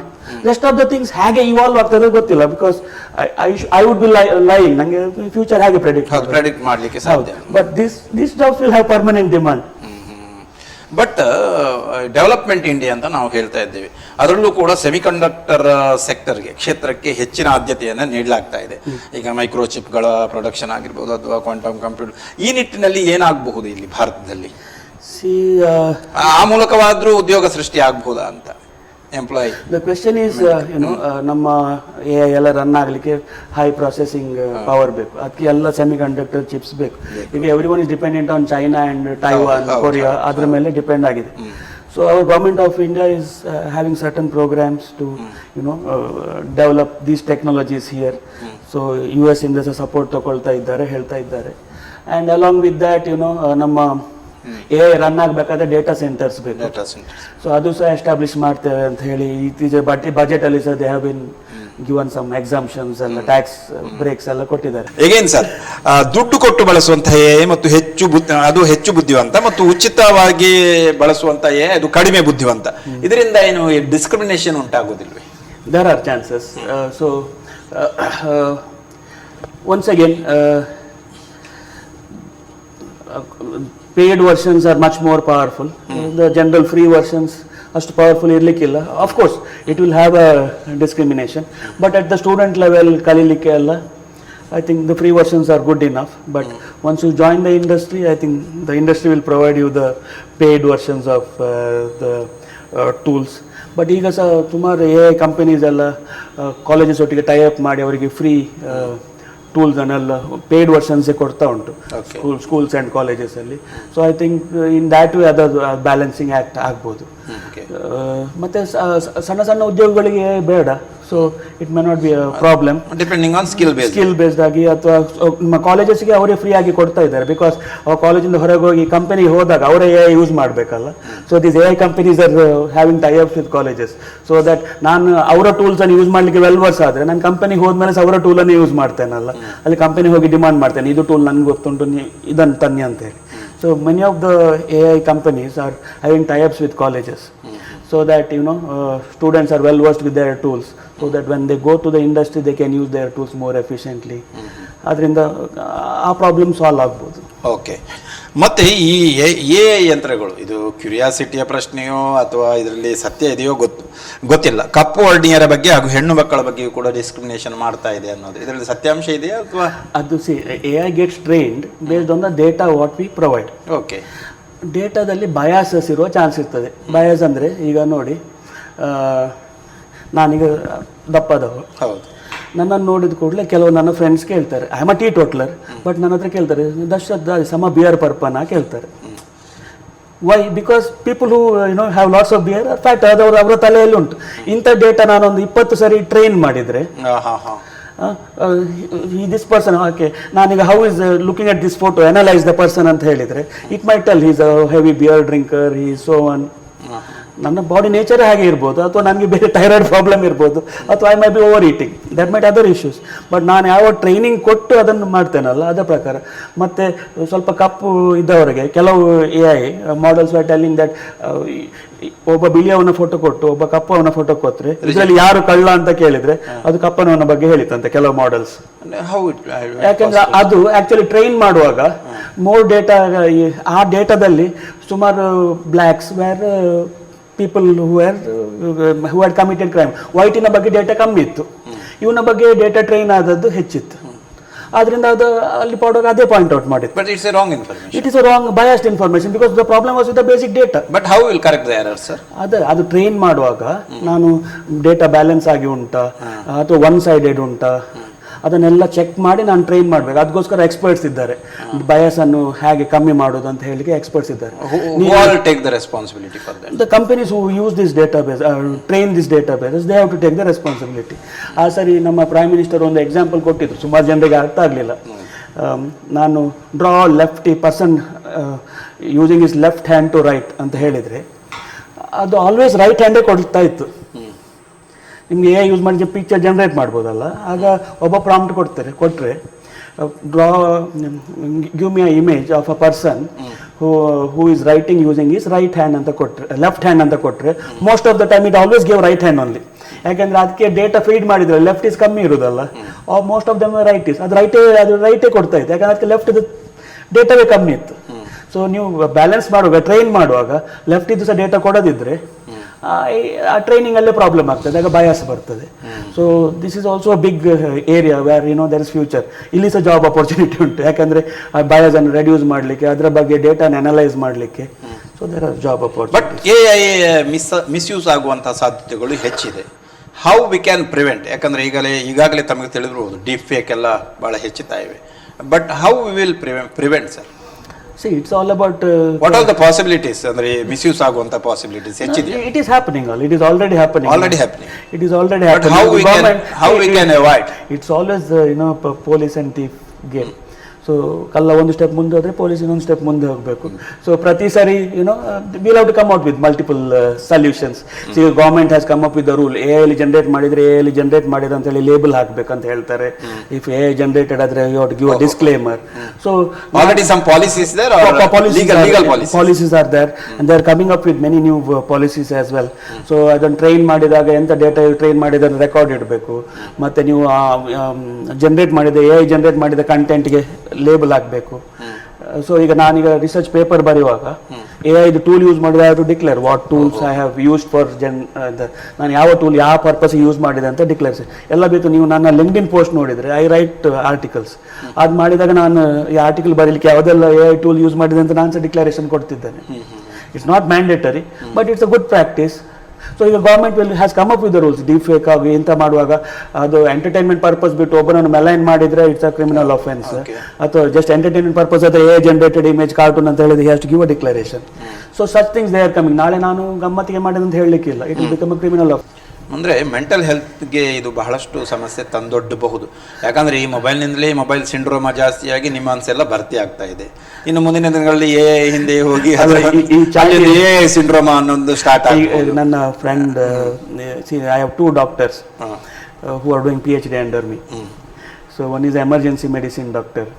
They have finished their MD, but they also want to learn better AI. So they are doing another PhD even after even MD. Okay. So ಅವ್ರು ಯಾವಾಗಲೂ ಹೇಳಿದ್ರು, ಈಗ ಅವರಿಗೆ ಅಂತೆ ಒಂದು ಮುಂಚೆ ಪೇಷಂಟಿಗೆ ಅವರ problem explain ಮಾಡಿದರೆ ಸಾಕಾಗ್ತಿತ್ತಂತೆ. ಈಗ ಅವ್ರು ಬರುವಾಗಲೇ ಇಲ್ಲೆಲ್ಲ ಚಾಟ್ ಮಾಡಿ ಅದರ ಬಗ್ಗೆ ಸುಮಾರು ರಾಂಗ್ ಇನ್ಫಾರ್ಮೇಷನ್ಸ್ ತೊಗೊಂಡು ಬರ್ತಾರಂತೆ, ಮೆಡಿಕಲ್ ಹಿಸ್ಟ್ರಿ. ಹೌದು. ಈಗ ಅವ್ರು ಬರುವಾಗ 2 ಜಾಬ್ ಅಂತೆ. ಒಂದು ಆ ಪೇಷಂಟ್ ಬಗ್ಗೆ ಹೇಳೋದು, ಇನ್ನೊಂದು ಅವನ ಮಿಸ್ಕನ್ಸೆಪ್ಷನ್ ಎಲ್ಲ ಇದ್ದದನ್ನು ಕ್ಲಿಯರ್ ಮಾಡೋದು. ಯಾಕಂದರೆ that is the big problem they are facing. ನಾನು ನಿಮಗೆ ಒಂದು ಎಕ್ಸಾಂಪಲ್ ಕೊಡ್ತೇನೆ. ನನ್ನ ಒಬ್ಬ ಸ್ಟೂಡೆಂಟ್ ಇದ್ದಾನೆ, ಅವನ ತಾಯಿದು ಬ್ಲಡ್ ರಿಪೋರ್ಟಲ್ಲಿ ಎಂಥದ್ದು ಪ್ರಾಬ್ಲಮ್ ಬಂತು. ಸೊ ಅದರಲ್ಲಿ ಬಂದಾಗ it is a last stage of blood cancer ಅಂತ ChatGPT ಕೊಟ್ಟಿತ್ತು ಅವನಿಗೆ. ಅವ ಫುಲ್ ಅಪ್ಸೆಟ್ ಆದ. ಮತ್ತು ಅಲ್ಲಿ his mother went to the doctor. ಅಲ್ಲಿ ಡಾಕ್ಟರ್ ಹತ್ರ ಹೋದಾಗ it is some sort of a different type of cancer ಅಂತ, which is very curable. So ಅಲ್ಲಿ ಹೋಗಿ ಶಿ ಈಸ್ ಫೈನ್ ನೌ. ಅವ ಖಾಲಿ ChatGPT ಅನ್ನು ನಂಬಿ ಅವನ ರಿಪೋರ್ಟ್ ತೊಗೊಂಡು ಹೋಗಿದ್ರೆ I couldn't see his face those days. But now he is fine, his mother is fine, she is fully recovered under treatment of course.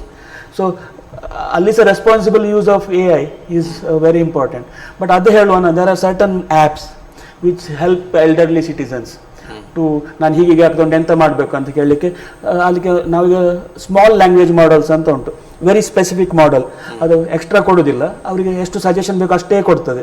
ಅವರು ಅದನ್ನು ಯೂಸ್ ಮಾಡಿ ಡಾಕ್ಟರ್ಸ್ ಇದು ಹೆಲ್ಪ್ಗೆ ಕಾಲ್ ಮಾಡಿದ್ದು ಸಹ ಉಂಟು. ಸೊ ಅಡ್ವಾಂಟೇಜ್ ಸಹ ಉಂಟು, ಡಿಸ್ಅಡ್ವಾಂಟೇಜ್ ಸಹ ಉಂಟು.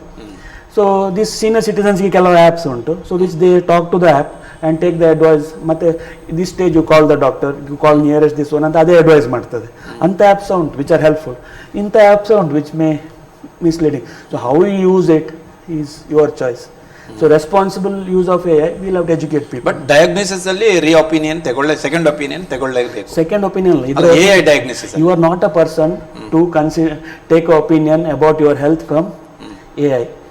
Go to the doctor, let the doctor advise you. Okay. So whatever opinion what you take from AI is risky. It's risky. Because you are not a person to judge. AI might give something, it may get hallucinated sometimes. So it's always better first talk to the doctor. ಬಳಸುವಂತಹ ದೊಡ್ಡ ಕಂಪ್ಯೂಟರ್ಗಳಿಂದ ನಮ್ಮ ಪರಿಸರಕ್ಕೆ ಹಾನಿ ಆಗ್ತಾ ಇದೆ, ಒಂದು environmental problem ಆಗಿರಬಹುದು ಅನ್ನುವಂಥ ವಿಷಯಗಳು ಇದೆ. ಇದರಿಂದ ಇದು ನಿಜವೇ? 100%. ಈಗ ನಾನು ಆಗ ಡಿಸ್ಕಸ್ ಮಾಡಿದೆ data centres. AI needs data centres, huge places to you know. ಅದಕ್ಕೆ ಅದು ಎಷ್ಟು ಹೀಟ್ ಆಗ್ತದೆ ಅಂದರೆ ನಿಯರ್ ಬೈ ಕಿಲೋಮೀಟರ್ ಗಟ್ಟಲೆದು ಟೆಂಪರೇಚರ್ ಚೇಂಜ್ ಆಗ್ತದೆ ಅದರ ಹೀಟಿಂದಾಗಿ. ಅದನ್ನು ಕೂಲ್ ಮಾಡಲಿಕ್ಕೆ we need water or some other coolants. ಆ ವಾಟರ್ ಎಲ್ಲಿಂದ? It's a scarce resource. Water today is a scarce resource. So ಅದು ಕೂಲ್ ಆದಮೇಲೆ ವಾಟರನ್ನು ಪುನಃ ಕೂಲ್ ಮಾಡಿ ಪುನಃ ಅದು ರೀಸೈಕಲ್ ಆಗಬೇಕು. ಅಥವಾ ಈ ವಾಟರ್ ಸೂಪರ್ ಹೀಟೆಡ್ ಆಗೋ ಚಾನ್ಸ್ ಉಂಟು, ಅದನ್ನೆಲ್ಲಿ ಡಿಸ್ಪೋಸ್ ಮಾಡೋದು ಅಥವಾ ವಾಟರ್ ಕೂಲ್ ಮಾಡೋದು ಹೇಗೆ? ಸೊ ಎಲೆಕ್ಟ್ರಿಸಿಟಿ ಇಷ್ಟು ದೊಡ್ಡ ದೊಡ್ಡ ಡೇಟಾ ಸೆಂಟರ್ ರನ್ ಆಗಬೇಕಾದ್ರೆ ಒಂದೇ ಸೋಲಾರ್, ಒಂದೇ ನ್ಯೂಕ್ಲಿಯರ್, ಒಂದೇ ಕೋಲ್ ಬೇಸ್ಡ್ ಅಥವಾ ಡೀಸೆಲ್ ಬೇಸ್ಡ್ ಜನರೇಟರ್ಸ್ ರನ್ ಆಗಬೇಕು. ಅಷ್ಟು ನಮ್ಮ ಹತ್ರ ಇನ್ಫ್ರಾಸ್ಟ್ರಕ್ಚರ್. ಸೊ ಕೋಲ್ ಬರ್ನ್ ಮಾಡಿದರೆ ಪ್ರಾಬ್ಲಮ್, ಡೀಸೆಲ್ ಆದರೆ ಅಥವಾ ಪೆಟ್ರೋಲಿಯಂ ಆದರೆ problem. So automatic environment will have a problem ಅಲ್ಲ. ಸೊ ನಾವು alternate fuel, solar, environment friendly energy ಅಥವಾ ವಿಂಡ್ ಎನರ್ಜಿ ಯೂಸ್ ಮಾಡಿ ಅದನ್ನು ಹೇಗೆ ಇನ್ನು what we will be doing with that is the future. ಅದಕ್ಕೆ ಈಗ I think Elon Musk is coming up with is planning to take the data centre to the space. ಅಲ್ಲಿ ಸ್ಪೇಸಲ್ಲಿ solar energy use ಮಾಡಿ ಅಲ್ಲೇ run ಮಾಡಿ ಡೇಟಾವನ್ನು ಇಲ್ಲಿಗೆ downlink ಮಾಡೋ proposals are there. I don't know how practical it is or so on, but people are thinking on that. ಆಗ ಅಲ್ಲಿ solar ಎನರ್ಜಿಯಿಂದ ಅಲ್ಲೇ ರನ್ ಆಗ್ತಾ ಇರ್ತದೆ, ಅಲ್ಲಿಂದ ಡೇಟಾ ಅಪ್ಲೋಡ್ ಡೌನ್ಲೋಡ್ ಅಲ್ಲಿಂದಲೇ ಆಗೋದು, ಇಲ್ಲಿಗೆ ಪ್ರಾಬ್ಲಮ್ ಇಲ್ಲ ಅಂತ ಹೇಳ್ತಾ ಇದ್ದಾರೆ. So that is one of the viewpoints of the future. We don't know, it's in the future. For the future we have to go through it. But ಒಂದು students ಆಗಿರ್ಬೋದು ಅಥವಾ ಒಂದು ಸ್ಕಿಲ್ ಪರ್ಸನ್ ಆಗಿರ್ಬೋದು, ಈ ಕ್ರಿಯೇಟಿವಿಟಿಗೆ ಹೆಚ್ಚಿನ importance ಕೊಡ್ತಾರೆ. ಈಗ ಇಲ್ಲಿ ಕ್ರಿಯೇಟಿವಿಟಿಗೆ ಹೆಚ್ಚಿನ ಇದೇ ಇಲ್ವಲ್ಲ, ಇಂಪಾರ್ಟೆನ್ಸೇ ನೀವೆಲ್ಲ ಈಗ ಲೆಕ್ಚರ್ ಆಗಿ ಬೋಧಿಸೋದಾದ್ರೆ ಯು ಹ್ಯಾವ್ ಟು ಕ್ರಿಯೇಟ್, ನೀವಾಗೇ ಕ್ರಿಯೇಟ್ ಮಾಡಬೇಕು, ಕ್ರಿಯೇಟಿವಿಟಿಗೆ ಹೆಚ್ಚು ಒತ್ತು ನೀಡಬೇಕು ಅಂತ. ಓಕೆ, ನನಗೆ ಮುಂಚೆ ಈಗ ನನ್ನ ಸ್ಲೈಡ್ಸ್ ಮಾಡಬೇಕಾದ್ರೆ PPT ಸ್ಲೈಡ್ ಮಾಡಬೇಕಂತ ಹೇಳು, ನನಗೆ ಒಳ್ಳೆ ಪಿಕ್ಚರ್ಸ್ ಬೇಕು. ಈಗ ನನಗೆ ಇವರು ಸತೀಶ್ ಆಚಾರ್ಯ ಕಾರ್ಟೂನಿಸ್ಟ್ ಇದ್ದಾರೆ ಅಥವಾ ನಮ್ಮ ಅವರಾಗಿ ನನಗೆ ಬಿಡಿಸ್ಲಿಕ್ಕೆ ಮನಸ್ಸುಂಟು, ಆದರೆ ಆಗೋದಿಲ್ಲ. ಅದು ನನಗೆ AI ಇಂದ ಇಟ್ ಹ್ಯಾಸ್ ಬಿಕಮ್ ಎನ್ ಎನೇಬಲರ್. ನಾನೊಂದು ಪರ್ಫೆಕ್ಟ್ ಲೇಔಟ್ ಪ್ರಾಂಪ್ಟ್ ಕೊಟ್ಟು ಅವರು ಅಷ್ಟೇ ಚಂದವಾಗಿ ನನಗೆ ಬೇಕಿದ್ದಾಗೆ ನಾನು ಡ್ರಾ ಮಾಡಲಿಕ್ಕೆ ಆಗ್ತದೆ ಈಗ ನನ್ನ ಸ್ಲೈಡಿಗೆ ಪಿಕ್ಚರ್ಸ್. ಮೊನ್ನೆ ನಾನೊಂದು ಟೆಡ್ ಟಾಕಿಗೆ ಹೋಗಿದ್ದೆ. It was on AI paradox ಅಂತ ಹೇಳಿ. ನನ್ನದು ಅಲ್ಲಿದೊಂದು ಎಲ್ಲ slides it was only cartoons. ಆ ಕಾರ್ಟೂನನ್ನು ನಾನು AI ಯೂಸ್ ಮಾಡಿಯೇ ಮಾಡಿದೆ. ಸೊ ಅಲ್ಲೇ ನನಗೆ ಅಷ್ಟು it is very costly effort to draw cartoons ಅಲ್ಲ. ನಾನು ಒಂದೇ ಕಾರ್ಟೂನಿಸ್ಟ್, ಒಂದೇ ನನ್ನ ಫ್ರೆಂಡ್ ಆದರೆ ತೊಂದರೆ ಇಲ್ಲ, ಇಲ್ಲದ್ರೆ I have to consult cartoonist then get it drawn. So today AI is helping me to draw within no time. So artist ಅವರೇ ಡ್ರಾ ಮಾಡ್ತಾರೆ, ಬಟ್ ನನ್ನಂಥವರಿಗೆ AI is helping me to draw it. As per your personal point of view, AI is the advantage for everybody. Person who doesn't have a skill, it is advantageous. But ಒಂದು ಸ್ಟೇಜಲ್ಲಿ originality ಹೋಗಿರ್ಬೋದು. ಯಾಕೆಂದರೆ okay, ಇನ್ನು AI ಎಲ್ಲ ಮಾಡೋದಾದರೆ ಸಹ ಇನ್ನು ನನ್ನಂಥ ಕೆಲವು ಆರ್ಟಿಸ್ಟ್ಗಳು ಇನ್ನು ಡ್ರಾ ಮಾಡೋದೇ ಬಿಡ್ಬೋದು, ಯಾಕಂದರೆ AI ಮಾಡ್ತದೆ ಅಂತೇಳಿ. ಆಗ ಹೊಸತನ ಬರೋದಿಲ್ಲ, ಇದ್ದ ಸ್ಟೈಲ್ದೇ ಕಂಟಿನ್ಯೂ ಆಗ್ತಾ ಹೋಗ್ತದೆ. So at one stage it might become a echo chamber ಅಂತ ಹೇಳಿದರೆ, ನಾನು ಡ್ರಾ ಮಾಡಿದ ನಾನೇ AI ಲರ್ನ್ಸ್ ಫ್ರಮ್ ಡೇಟಾ ಅಲ್ಲ, ನಾನು ಡ್ರಾ ಮಾಡಿದ ಡೇಟಾದಿಂದಲೇ ನಾನೇ ಕಲಿತು same thing I might learn. So ಆಗ ಪುನಃ ಹೊಸತನ ಬರಬೇಕಾದ್ರೆ ಹೊಸ ಆರ್ಟಿಸ್ಟ್ ಪುನಃ ಡ್ರಾ ಮಾಡಬೇಕು, ಪುನಃ ವೇರಿಯೇಷನ್ಸ್ ಬರಬೇಕು, ಆಗ ಪುನಃ ಅದರಿಂದ ಪುನಃ AI ಕಲಿತದೆ. ಆನ್ಲಾಗ್ ಆಯಿತು, ಡಿಜಿಟಲ್ ಆಯಿತು, ನ್ಯಾನೋ ಆಯಿತು, AI ಆಯಿತು, ಮುಂದೇನು ಸರ್? ನನಗೆ ಈಗ ಒಂದೇ ಕ್ವೆಶನ್ ನನಗೆ ಕಾಡುದು ಅಂತಂದರೆ, ಈ will AI be the last invention ಅಂತ. I am scared of that. ಯಾಕಂದರೆ where will AI lead?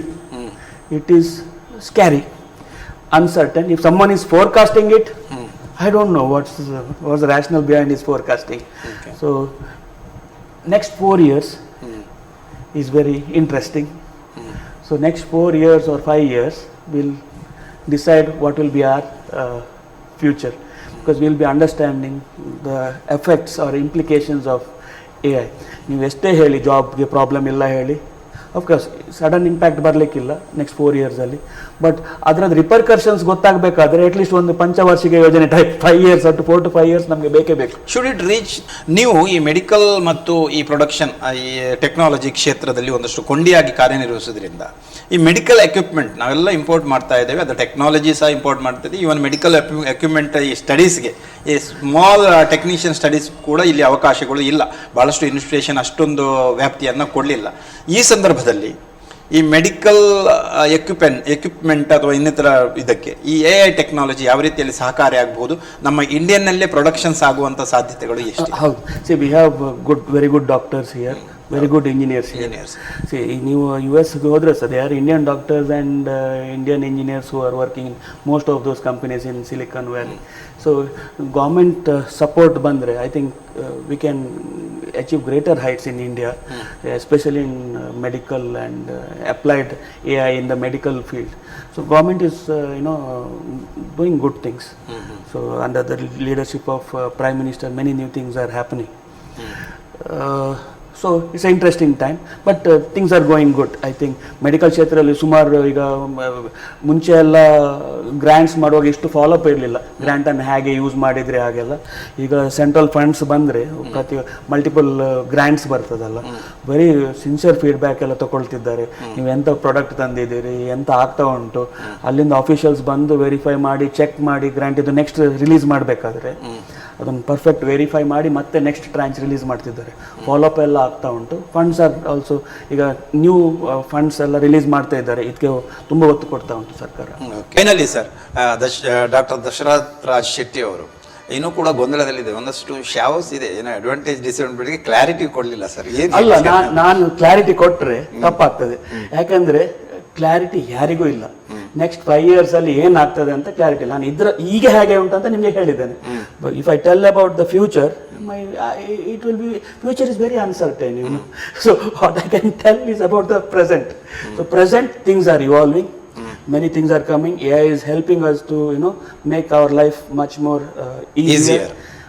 But the future, how it will impact the job market, how it will impact our daily lives depend on the level of implementation and the nature of the tools that will come up and how AI will evolve and the cost benefit analysis of the same. But today AI is making our life much more easier, it is helping us, and in another 1 or 2 years it might help us further. AI ಬಗ್ಗೆ ಪೂರ್ಣವಾದಂಥ ಮಾಹಿತಿ ಮತ್ತು AI ಯಲ್ಲಿರುವಂಥ ಕೆಲವೊಂದು ಗೊಂದಲಗಳ ಬಗ್ಗೆ ಕೂಡ ಸ್ಪಷ್ಟನೆಯನ್ನು ನೀಡಿದ್ರಿ. ತಮ್ಮ ಮಾಹಿತಿಗಾಗಿ informations ಮತ್ತು ಇನ್ನಿತರ ಅಂದರೆ ಮುಂದಿನ ದಿನಗಳಲ್ಲಿ ಯಾವ ರೀತಿಯಲ್ಲಿ AI ಡೆವಲಪ್ಮೆಂಟ್ ಆಗಬೇಕು ಮತ್ತು AI ಯಾವ ರೀತಿಯಲ್ಲಿ ಬಳಸ್ಕೊಳ್ಬೇಕು ಅನ್ನೋದರ ಬಗ್ಗೆ ಕಿವಿ ಮಾತನ್ನು ಹೇಳಿದ್ದೀರಾ.